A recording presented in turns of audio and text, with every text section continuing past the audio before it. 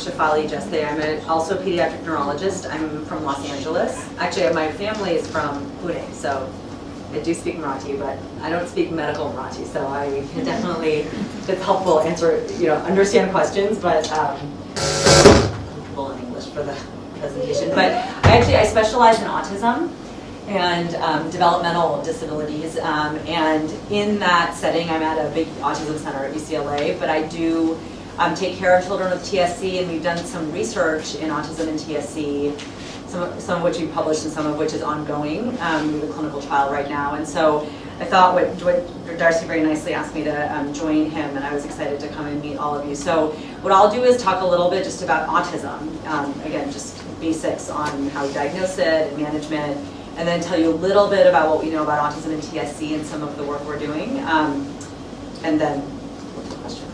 So let me get into this. I have some videos if it's helpful. Because I think just like Darcy said, I think sometimes we focus so much on whatever the cause might be, like in this case with TSC, that we sometimes forget about remembering the basics. And to be honest, the issues we see with autism and TSC are very similar to the issues that we see in autism for other reasons. And as I'll show you, we actually know that the autism symptoms in TSC are actually very similar to the autism symptoms we see in children who do not have TSC. So what I'll tell you about is a little bit more broad in some ways. So I'll start by talking about autism as a whole, and then we'll talk about TSC. Okay, so what is autism? So autism is considered a neurodevelopmental disorder, and we diagnose it. This book over here, the DSM, which is from the American Psychiatric Association, but it lists symptoms that I'll show you that we basically go down as sort of a checklist to see if someone meets criteria for autism. In the chapter of neurodevelopmental disorders, it's not just autism, but also intellectual disability, global developmental delay, ADHD, and then another diagnosis, social communication disorder, that I don't talk a lot about because it's very rarely diagnosed and probably will be gone in the next DSM. But regardless, what's important is that, and you probably, if some of you may have children who are diagnosed with multiple of these conditions or diagnoses, and the reality is there's a lot of overlap. So these do not sit in individual bins. And so if a child has autism, they also can have a history of global developmental delay or can have ADHD. And that's really important when we think about even managing them. But the other really important take-home point, this comes up a lot in TSC in particular, is that at least in the US, I often have patients who come, and we've seen this a lot in our studies, where they tell us that their provider told them that they don't have autism, they have TSC, and that the focus is on the TSC. And the reality is those do fall in separate bins, in the sense that the TSC is a genetic diagnosis based on everything that Darcy already talked about. The autism is based on a list of behaviors. So the TSC may be the cause for the autism, but there's no reason why a child with TSC should not also be given an autism diagnosis, because that, at least in the US, and I think definitely here too, it opens the door for certain types of behavioral intervention. So, and unfortunately, we see it far too much that sometimes because there's a genetic diagnosis, there's less emphasis put on behavioral interventions, because the feeling is, oh, there's a genetic cause for this, so maybe they won't respond the same way to behavioral treatments, or that, again, it's not really autism if it's TSC. And that is a myth. So just remember that, and if you have other families that you're seeing who might be getting newly diagnosed with some of these developmental challenges or disabilities, that they absolutely are appropriate for children with, or adults even with TSC. Okay, so what is autism? So it's based on having symptoms in two domains. So one is in social communication skills, I'll show you the list there, and the second is having repetitive behaviors or restricted interests. Okay, so let me show you, and I pulled this straight out of DSM, but we'll talk about examples, and then I'll show you a couple of videos of younger kids. So in terms of social communication, the examples are deficits in social emotional reciprocity. That means just back and forth. So being able to have a conversation, being able to engage in any kind of back and forth interaction, be it in play, be it in just making eye contact and gesturing in a younger child.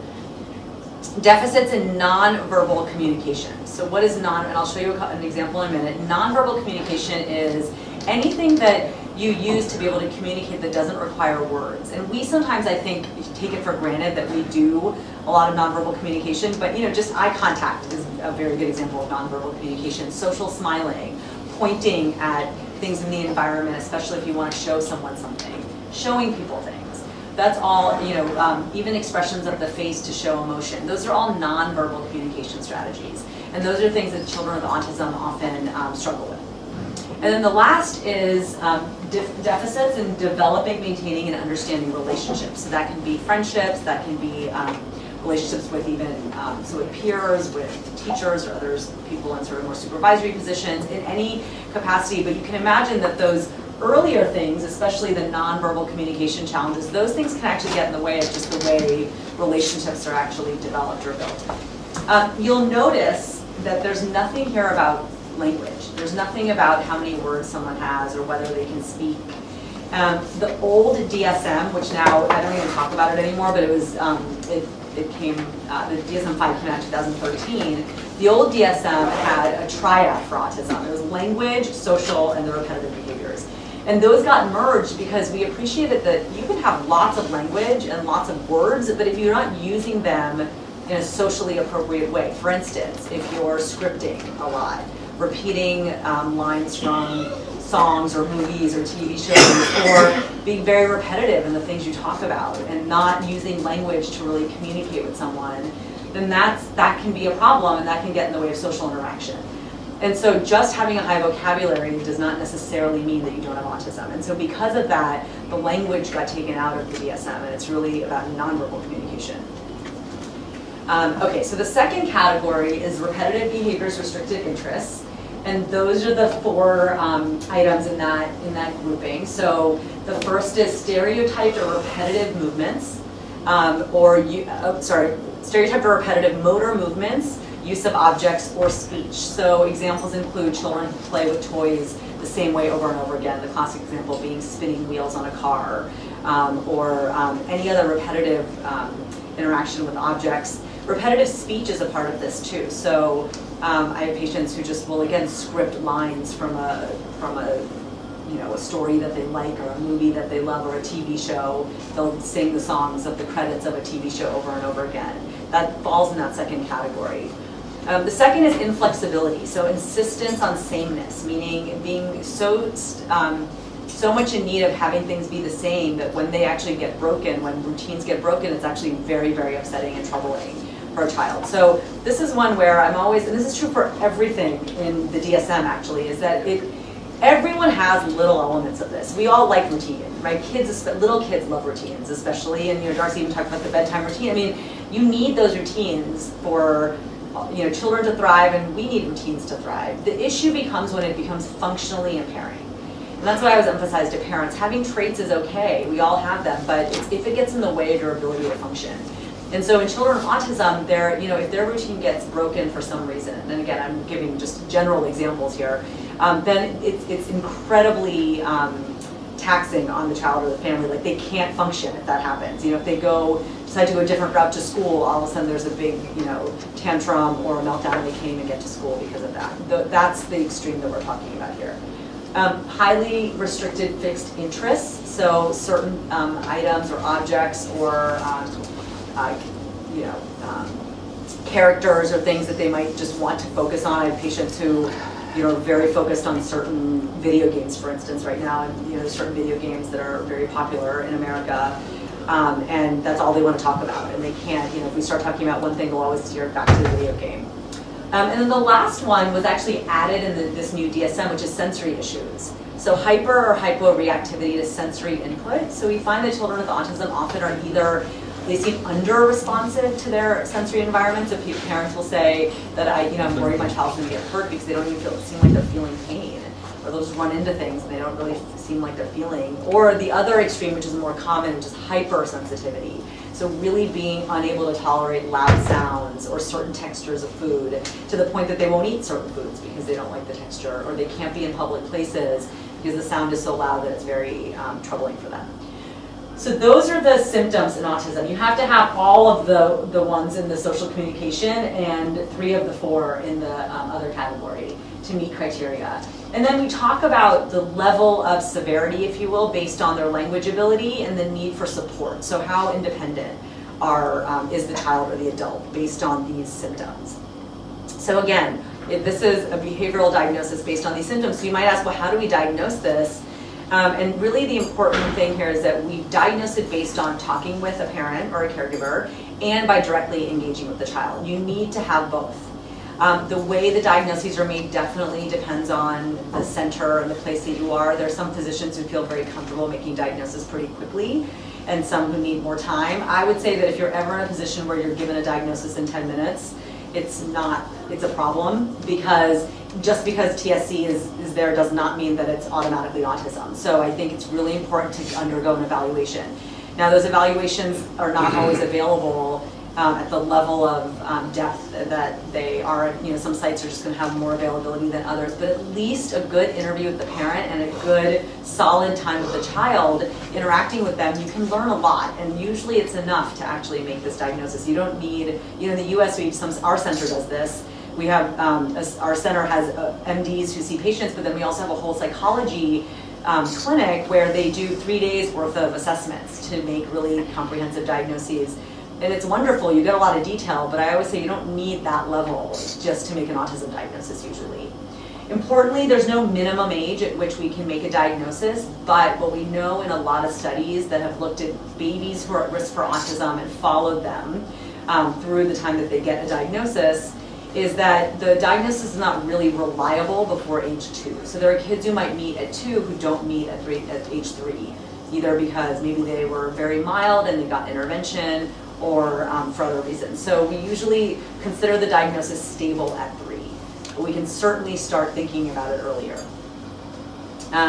Okay, so let me show you, this is just in case some of you have had testing done, the really gold standard diagnostic tool for when you assess a child is called the ADOS, the Autism Diagnostic Observation Schedule. It has a kit with these many toys, and they're all standardized, and it's about 30 to 40 minute assessment where they're looking for all the things I described in DSM. They're looking for nonverbal communication, they're looking for repetitive behaviors, and it gets scored, and based on what your score is, you're determined to meet criteria for autism or not. And again, this is a very sort of gold standard assessment. Okay, so let me show you a couple of examples, and then,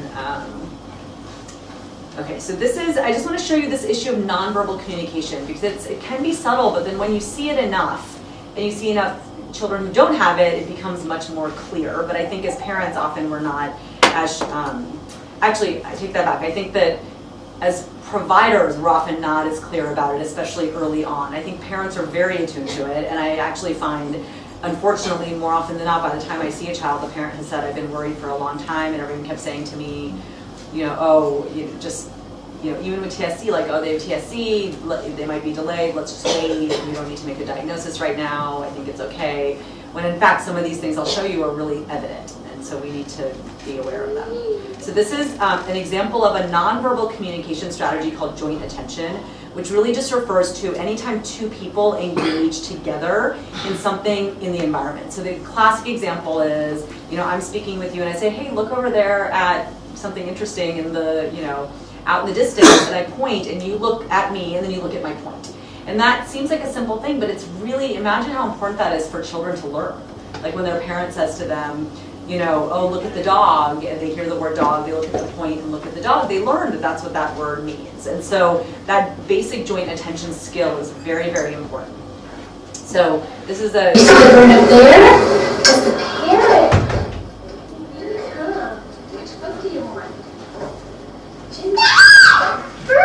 So she pointed at, we saw that she pointed, the examiner pointed out there, and he looked at her, and then he also pointed, and then vocalized. And this is a 22-month-old with autism.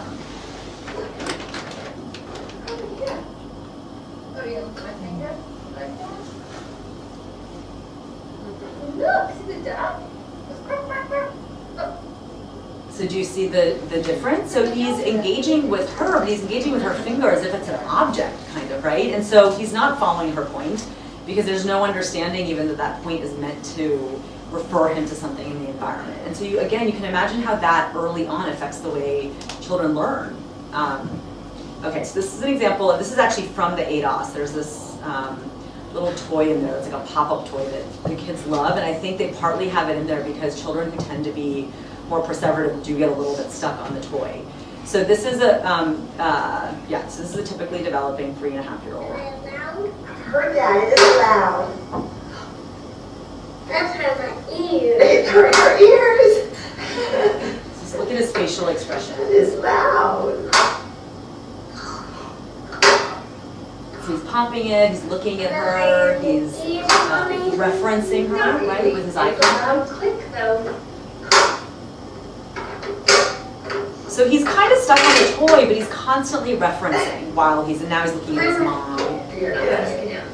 Okay, so that's the typically developing child. So this is a child with autism, and this is one where they've asked the mom to call his name because one of the presses on the ADOS is response to name. So first the examiner tries, and if the child doesn't answer to the examiner, then they ask the parent to try. And what you want them to do. Luke. Luke. Luke. Luke. Can you get her to look at you? Luke. Luke. Look at He's mom. pretty much a gold medalist, if not look at it. He's pretty much it. So you can see, and there's more, but maybe it won't load. Hey, Luke. Look at mama. Look. Mama has a phone. Yeah. Oh, look. And then he looks. So he was also really interested in the toy, just like the other child was, but he never looked up. And then actually when she played the phone with the sound, he looked up, right? So that again is an example of, I wrote social impairment play, but it's really response to name and also nonverbal communication. Okay, I'm gonna skip this one. And then I will show you one example, a clip from an ADOS. This is a child with, does not have TSC, but has actually another genetic condition that is also very commonly associated with autism. This is a scene where what they're asked to do is there's a birthday party, a fake birthday party. So they have like Play-Doh and they make a cake and they put the candles and the examiner pretends to do a birthday party for a baby doll. And the child is just supposed to engage, and we score them on nonverbal communication. Do they make eye contact? Do they pretend about the birthday party? Do they go along with the whole scene? So now let's light the candles. Oh, they're hot. Hot candles. What should we do next?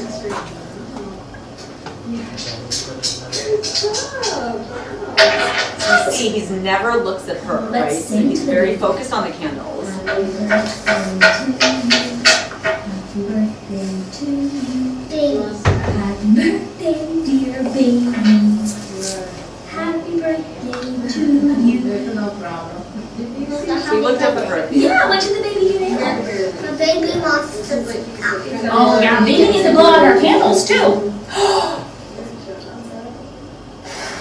I want it. I just want it. So in this, the reason I show this is that he showed a few nice behaviors. He looked at her once, he pointed once, but in that scene, he didn't engage with her at all. He didn't, and so he would be scored low, high, I would say. The more points you get, the more areas of concern there are in this scene. Even though he did do some pointing and things, because he really didn't engage with her in that. And that's what, when we're looking for, behaviors that we would like to sort of see as supporting more advanced play and things, we want to see that the child is able to interact meaningfully with another person around, another toy or object or event or something like that. And so here he's got a couple of nice behaviors, but he's not putting them all together to actually engage with her. And again, think about how that would translate with peers or with even, activities at school or things like that, right? So again, now what I want to emphasize though with the ADOS and these kinds of assessments is this is one snapshot in time, right? So we're seeing a child once for 45 minutes. And so you can imagine if a child is a little bit shy or really doesn't want to be there or they're having a bad day or they're tired, they may not do very well on this, and that doesn't mean by itself that they have autism, right? That's why we have to have interviews with parents. We never make a diagnosis just based on an ADOS. We always we want to know about the history, we want to know how the child does in their regular, everyday environment. And so there's a lot of information that we have to get. Okay, so a couple more things, and I'm not going to talk for a whole 40 minutes. We'll talk about TSC in a minute. So in terms of thinking about early screening for autism, so there's been a lot of studies that have looked at early development in children with autism based on their having a risk being at higher risk. And so who's at higher risk? Well, we've been studying TSC in that context, and I'll show you that in a minute. But we also can study babies who have older siblings with autism because their rate of developing autism is a little bit higher. It's about 20%. So those studies have been going on for decades, where we can study those babies from birth and try to understand what are the earliest behaviors. And just to be clear, in those studies, the goal is not just to watch them having developmental delay. If we have concerns, we always get them into intervention. But the idea is that by studying those early behaviors, we can start learning about when do we start seeing glimmers that there might be something going on. And what we know is that by 6 months of age, there are some signs that have been indicated in some studies. It's not 100% clinical, meaning it's not that every child with autism shows this at 6 months. But the things we do see are actually in the motor system, so some motor delays. Visual reception skills, so things like tracking with their eyes, even doing some nonverbal cognitive tasks like matching, and then reduced social attention. There's been studies looking at how kids pay attention to faces, and that seems different in children who go on to have autism.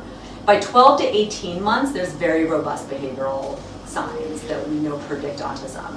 And that's reduced social attention and social communication delays, again, pointing, gesturing, joint attention, and then some repetitive behavioral objects. So even though we don't reliably diagnose it until age 3, we know we can see signs early on. And I won't go into this in detail because this is, in America, it's recommended that we actually do checklists. This is called the MCHAT, the Modified Checklist for Autism Toddlers, which actually has been studied internationally, and there's some nice studies that have been done in the MCHAT in a variety of regions. There actually was a study in India using a couple of screeners that was done a couple of years ago, but we screen routinely starting at 12 months for autism symptoms.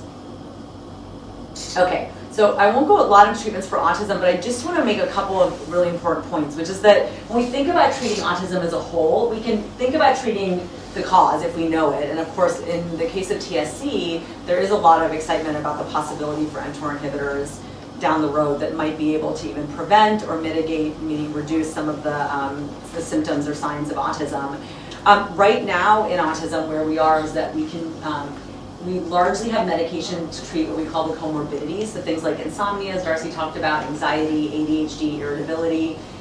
For the core symptoms, the core deficits as we call them, so the social impairment and the repetitive behaviors, the gold standard treatment is behavioral intervention. That is all we have. We don't have medicines for the core symptoms of autism.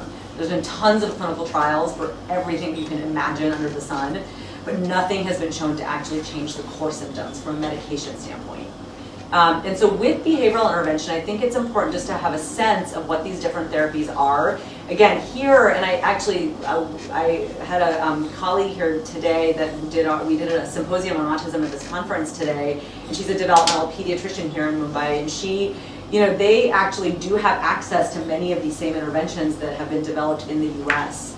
But again, to varying degree, and it's based on where one lives.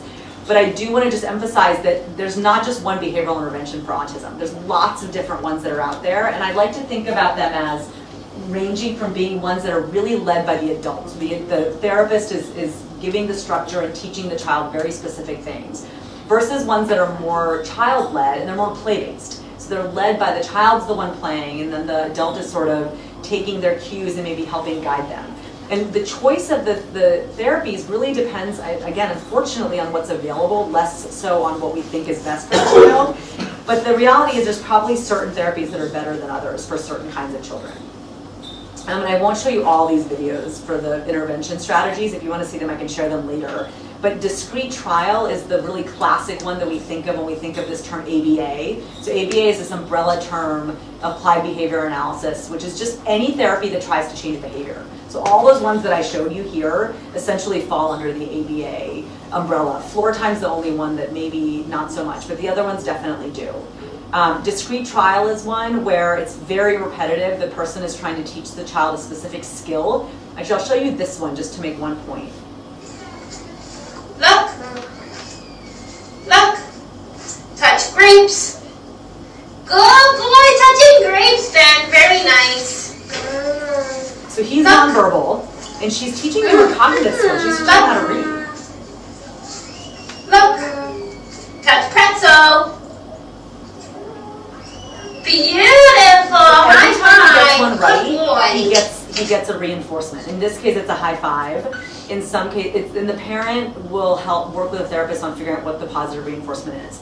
So if you, and I could play this thing for 2 minutes, this just goes on and on and on, right? So here's the thing, I mean, this kind of discrete trial, which is actually what was the type of ABA that was done in the big clinical trials in ABA that Lobos did, Ivar Lobos did many years ago at UCLA.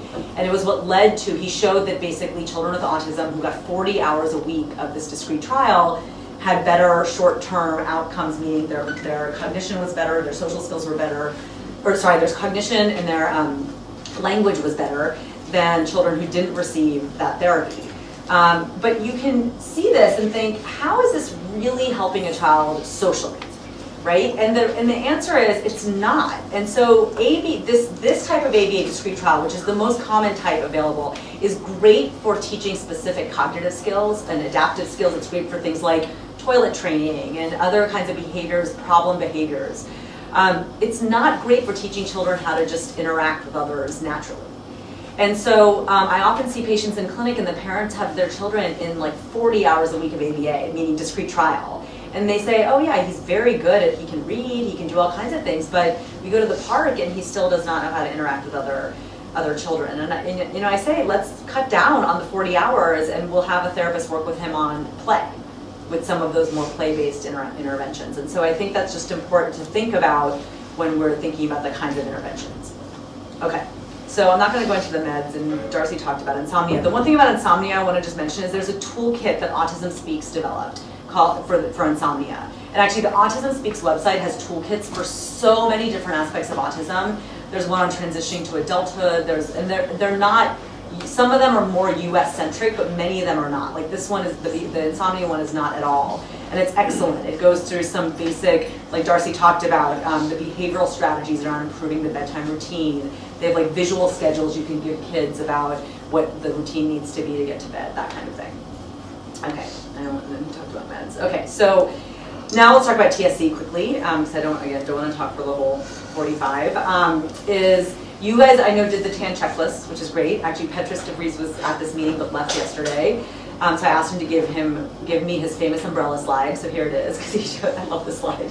And so he gifted this to me. So TAN refers to these TSC-associated neuropsychiatric disorders, and you can see everything falls under the TAN umbrella. And I'll just say that from my experience, because I don't specialize just in TSC, I do see patients in TSC, but I don't have a clinic like Darcy's. We do have a multidisciplinary clinic at UCLA, but I specialize actually in, I would say like ND, right? So I see neuropsychiatric disorders across the board, and I see a lot of kids with genetic syndromes that are associated with these. And what I would say is that there isn't all that much here that's specific to TSC.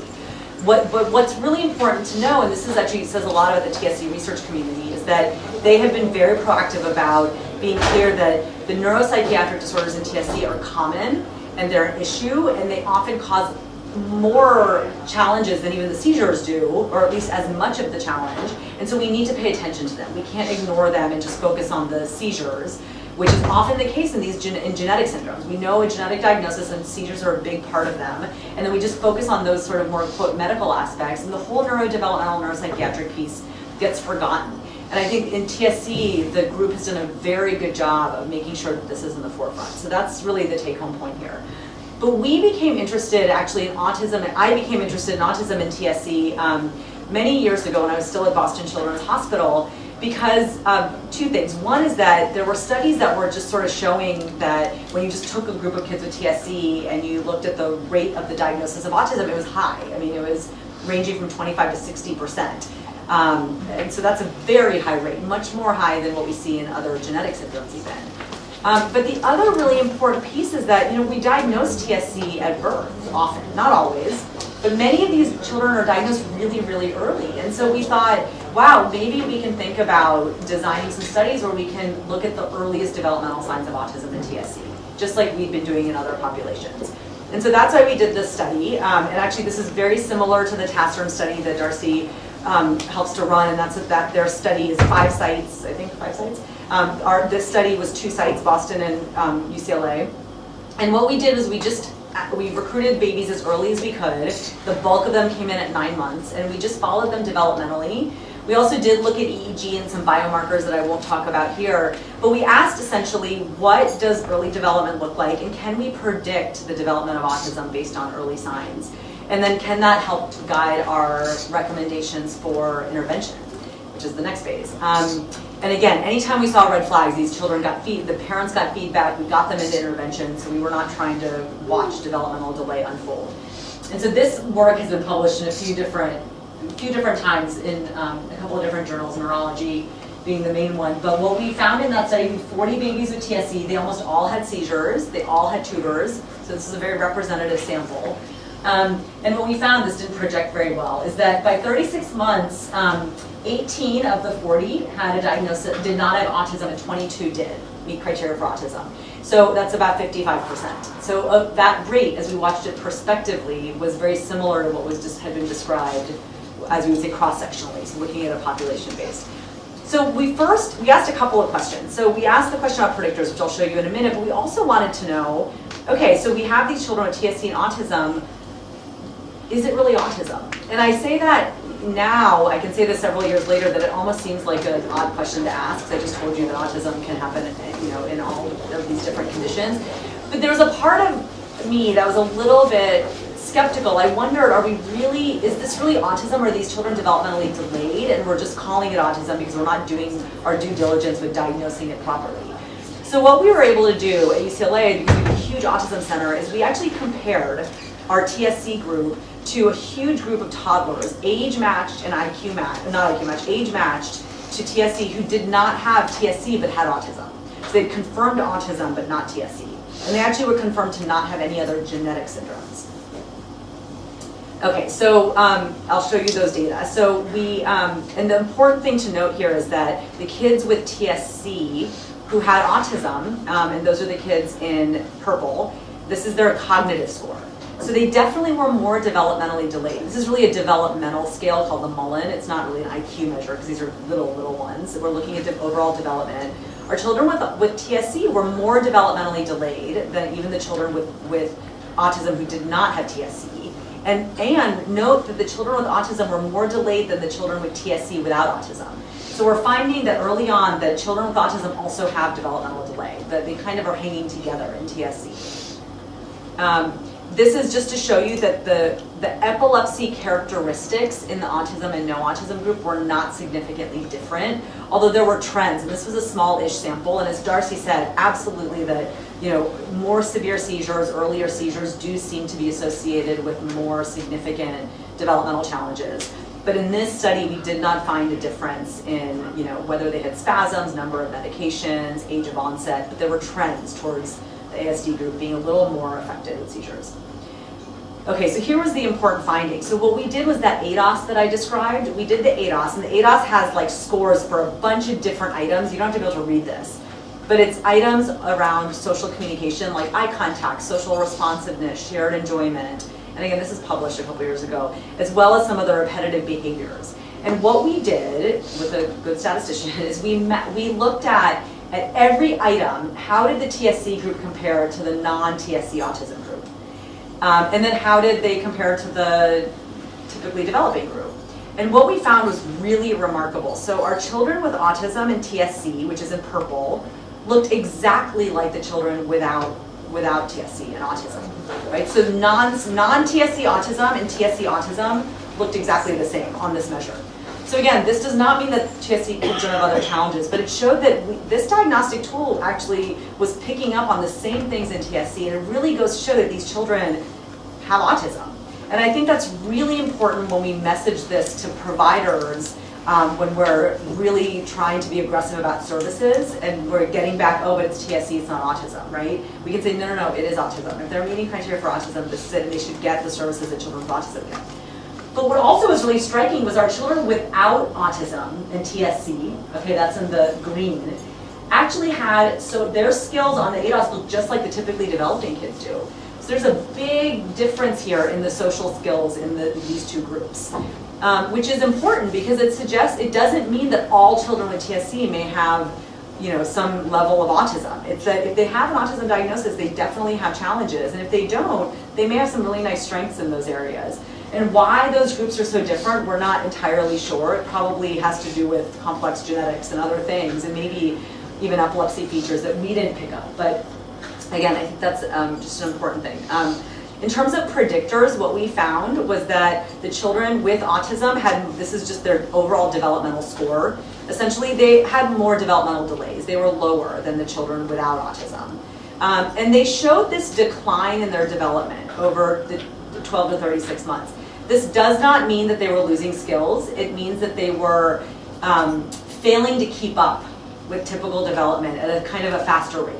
And again, this just means that we have to be on top of the development early. This does not mean that we can't modify this. It just means that we need to be able to intervene early. We also found on another measure of social communication called the AOC, it's just another nonverbal communication measure that's been shown to be predictive of autism in other populations starting at 12 months, that by 9 months we could actually really separate out the kids. So the higher score means more signs. Okay, and then Darcy's group actually, through the TASERN, did a similar study and found a very similar finding. So we have in 2 separate populations have found that this measure by 9 months. So again, take home point, first year of life, we can see, we have behaviors that really do, that we can really pick up. So based on, and I'll end here, we actually then realized like we need to intervene. This is good that we've identified this and established this, and it is going to change how we recommend screening in TSC. But we need to do a trial now to see if intervention works. And there will be trials that are actually looking at pharmacotherapy medications. But we thought, why don't we do a clinical trial of behavioral intervention? Because there's a whole host of studies that have been done in this capacity in non-TSC autism. We thought we should be doing the same model in autism, in TSC. So we're working with a woman named Connie Cassery, who's at UCLA. She's very well known in behavioral intervention for autism. And I roped her into it. I pulled her in, I had her meet some of these kids, and she fell in love immediately and said, of course, we're going to do this work. How can you not, right? And so we first did a pilot study, and we just said, is it even feasible to do this, to do some behavioral intervention? And I don't have internet here to show you this video, so I can send it to you all. But we're using an intervention called Jasper, which Connie developed. It stands for Joint Attention, Symbolic Play, Engagement, Regulation. I talked about joint attention. That's really the premise of it. It's really focusing on these nonverbal communication skills. And we're asking, does it actually improve outcomes in our children?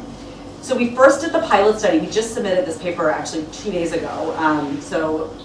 But I won't go through all this with the pilot study. What I want to just tell you is that we looked at 5 kids, and this was not a randomized controlled trial yet. And we looked at outcomes in social communication and in their overall development. And what we found was that kids with TSC did make gains in joint attention with the intervention. And they also made gains in their engagement with their caregiver. And they made gains very similarly to how children without TSC who have autism make gains in her trials. So it looked like there was some signal there. When we look overall at development, what we found is that our kids in the pilot study are holding pretty steady. But remember, compare that to our kids in the natural history study who are losing skill, not losing skills, but really declining. So we're seeing that even with just this pilot intervention, the kids are actually keeping up a little bit better than they would have if they weren't getting the intervention. So and then the last thing is that the parent, this is an intervention that's done by the therapist, but the parent learns what to do as they're doing it, and then they go home and practice. It's really a parent-run intervention in the end, because we think that you guys are really the ones who are going to continue to do the work. You know, it's not realistic to have them just working with only a therapist, and we want you to get the skills as well, because it can be very empowering for families, and it's much more effective than anything a therapist can do. And so the parents gave us all kinds of feedback that it was amazing for them. It helped improve their ability to engage with their child. It helped them communicate with their child. They learned things about their child's development they didn't know about before. And so then that has led to a clinical trial that we have right now. I won't go into all the details. I'll direct you. It's called Jasper Early Intervention for TS.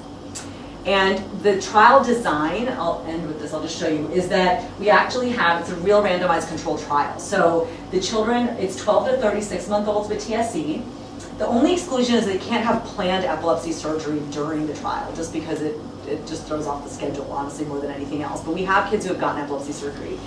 And they get randomized to getting treatment right away or waiting. And you might say that's not ideal, everyone should get it right away, but the problem is to do a randomized controlled trial, to really show efficacy, you need a control group. You have to have some comparison group, and we could get away with saying we're going to compare to the kids we saw earlier. And so, but we don't want to withhold treatment from anyone. So what we do instead is we follow a group of kids for a period during, what would be the intervention, and we just follow them closely, and then they eventually get the intervention. And so what we're comparing for the trial is the kids getting intervention to that comparison wait list group. When we first designed the study, it was designed so that they had to come to our sites every week, and it turned out that was very hard for families, and we had trouble recruiting, so we turned the whole intervention into a remote intervention. So now what happens is they come in once a month, but everything else is done via remote intervention. So they get trained once a month, they get given an iPad, the parent goes home, practices, they have like a schedule for what they're supposed to do every week. They practice every day, and then once a week they take their session gets videoed, it gets uploaded to Zoom, or uploaded to Box, and then one of the interventionists, either UCLA or Boston, actually watches the video and does a Zoom feedback with the family. And so we already have like 30 kids in this trial within a year, 6 months of changing it to this remote intervention. And so you'll be hearing about these results hopefully in the next few, we're only in year 2 actually. But I think it just goes to show that we really do believe that these kinds of interventions can work in TSC just as well as they can work anywhere else. We just need to do the studies. And again, I think over time we'll hopefully do more work where we're combining the behavioral intervention with the medications. So summarizing everything I just told you, autism is common in TSC. We can see signs early. There are behavioral interventions that are effective for autism, and now we have these clinical trials in TSC, which is super exciting. So I'll stop. Exactly.